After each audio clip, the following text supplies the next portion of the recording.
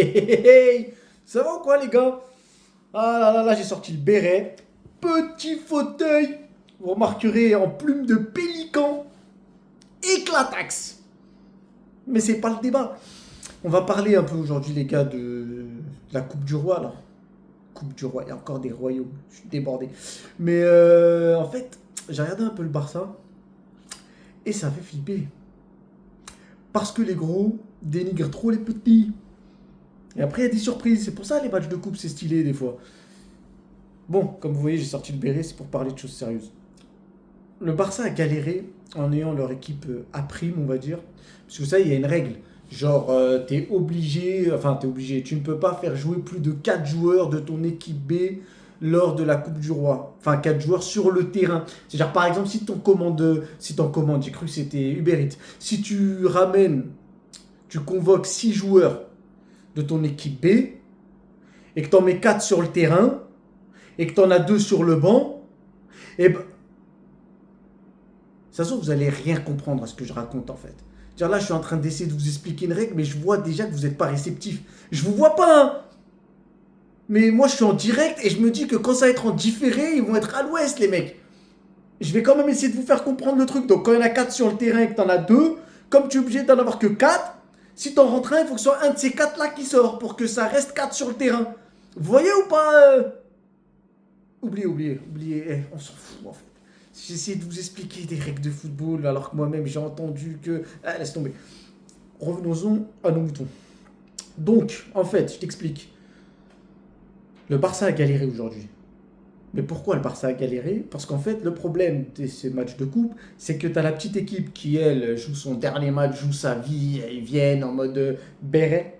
Non, je rigole, en mode képi. Eux, ils sont en mode guerre, tu vois ou pas? Ils viennent sur le terrain, ils veulent en découdre. Parce qu'ils savent que c'est leur dernière action, en fait. Ils jouent le match comme si toutes leurs actions seront les dernières actions. Pourquoi? Parce que quand tu joues une grosse équipe comme ça, tu crées la surprise et encore derrière tu peux ressortir. Parce que voilà, soit tu te fais laver. T'as pas en fait, ils ont pas de réflexion. Ils sont là, vas-y, on joue le Barça, on va essayer de faire de notre mieux. Fin. Et le Barça, eux, dans leur délire, c'est on joue une petite équipe. Donc, ils y vont tranquilles. Et j'ai peur que pour le Real, ce soit la même chose demain. Je sais pas, déjà qu'il arrive même pas à faire une équipe quand on a 11 mecs. Là, enfin, il est pas obligé, mais il va sûrement mettre 2 ou 3, voire 4 de l'équipe de la Castilla parce qu'il est obligé de tester un jour ou l'autre et c'est le moment ou jamais. Quoique, comme il a les chocottes, je sais pas s'il va se lancer. Hein. Parce que pour lancer des joueurs comme ça, il faut avoir les choucrettes solides. Et lui, je suis pas s'il est chaud. Mais en attendant, ça fait peur. Parce que déjà que c'est. En fait, c'est même pas la crise. J'allais dire c'est la crise au Real, mais en vrai, c'est même pas la crise. Puisque demain, n'importe quel coach vient dans ces conditions-là. Il finit à 4 points enfin, il finit même pas. Il est à 4 points du Barça. En C1, il est déjà qualifié. En vrai de vrai, c'est pas catastrophique. Hein. Il y a des blessés, il a des excuses quand même. Mais c'est vrai que trouver son 11 pour lui c'est difficile. Donc ça fait encore plus flipper pour demain parce qu'il va vouloir mettre des trucs.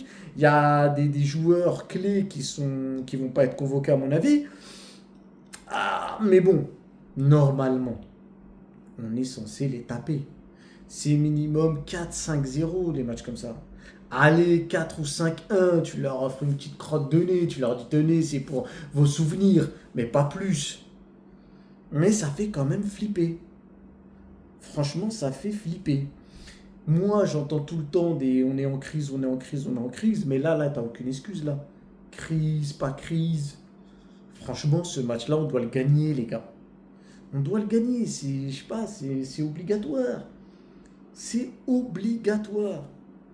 Et le Barça, ils ont fini par gagner. Bon, ils nous ont pondu un match à dormir sous un lampadaire, mais ils ont gagné, les mecs. Et c'est ça qu'il faut retenir. Surtout pour Alonso. Alonso, là, tout de suite, là, la manière, là, on en a rien à secouer. Il faut qu'il gagne demain. Il faut qu'il gagne contre Séville ce week-end. Et ensuite, le repos. Tu vois pas? Il va se reposer un peu. Il va rigoler avec sa famille. Il va décompresser. Il va aller aux toilettes. Parce que tu as l'impression, sur le côté, là, quand tu le vois en panique, là, T'as l'impression qu'il va se faire dessus, le mec, il est en panique totale. Donc, les gars, moi je dis que demain, il va falloir sortir la grosse équipe. Parce que même si tu peux faire rentrer des joueurs de la Castilla et les tester, comme il est sous pression, je sais pas s'il va le faire. Après, il y a des postes, il sera obligé, puisque des postes à pénurie de joueurs. Tu joues ou... Non, t'es blessé? Sérieux? Toi aussi, tu joues? T'es blessé aussi? Ton fils, il peut jouer ou pas? Parce on va en être là, les gars. Bientôt, ça va être ça. À prendre des mecs au hasard, des mecs du public. Olivier Tom. Vous vous rappelez l'épisode d'Olivier Tom? Quand il ramène un mec du public, bon, à la fin, le mec du public, c'était Ben, hein. C'était une dinguerie quand même, tu vois. Mais là, c'est mort. Là, il n'y a personne. Donc, il va sûrement mettre des mecs d'un niveau en dessous. Mais quand tu as déjà les mecs du niveau au-dessus qui ne sont pas au-dessus, donc tu donnes la chance au mec du niveau d'en dessous, mais est-ce qu'il sera au-dessus? Tu sais plus. Et c'est ça le problème, tu sais plus. En attendant, les gars, moi je vous dis quoi? Je vous dis que, en vrai, de vrai, demain, si on ne gagne pas, ou si même on galère, franchement, ça va être une dinguerie pour le coach. Parce que, non, tu peux pas. Coupe du Roi, normalement, easy. Easy. Franchement, moi, si demain, il commence à te mettre une équipe chelou, et que au final, on est là, on bégaye face à une équipe de D2 ou D3, là, c'est une dinguerie, hein. D3, je crois, c'est une dinguerie. Franchement, ce serait une dinguerie. Ah ouais, moi j'attends sa formation. Mais j'espère que je vais pas commencer à regarder et me dire Why. J'ai quelques connaissances en anglais, je vous le cache pas. Mais non, mais la dinguerie. Franchement, j'espère qu'il va nous pondre quelque chose de sérieux et qu'on va passer ce match facilement. Parce que moi j'aimerais bien que s'il met jamais deux trois joueurs titulaires, nos joueurs de base, je veux dire, et ben, il faudrait que à la mi-temps, on mène déjà 2-3-0, quoi. Comme ça, peut-être il va les sortir direct. Même s'il ne peut en mettre que 4 de la Castilla, il y a moyen de faire jouer des mecs bizarres, genre Mastantuono. Désolé, mais Mastantuono, franchement, c'est pas ma cape. Ah là-bas, apparemment, il est revenu. Viens, joue, frérot. Là, t'as pas besoin de trop courir. Mais quand même, franchement, ça me fait flipper. Pour en finir avec cette vidéo, moi, ce qui me fait vraiment flipper, c'est qu'on les prenne pour des pains et qu'à la fin, on se retrouve, tu vois, à l'ouest. Ça me fait réfléchir, les gars. Parce que c'est facile de se dire, ouais, Coupe du Roi easy, mais vu l'état dans lequel on est actuellement, j'ai quand même un peu peur, je vous mens pas. Bon, on va voir, hein. On va voir ce qu'il va nous pondre, hein. Et j'espère qu'il va nous pondre un truc bien. De toute façon, soit il nous pond une dinguerie, genre un match facile. Du coup, je vais même pas me prendre la tête, je crois, faire des débriefs s'il y a du 6-0. Soit on est en galère, et là, je vais vous faire un débrief en larmes. Parce que je vais être en panique. Parce que c'est pas bon ce qu'on voit en ce moment. Sur ce, à demain, les gars.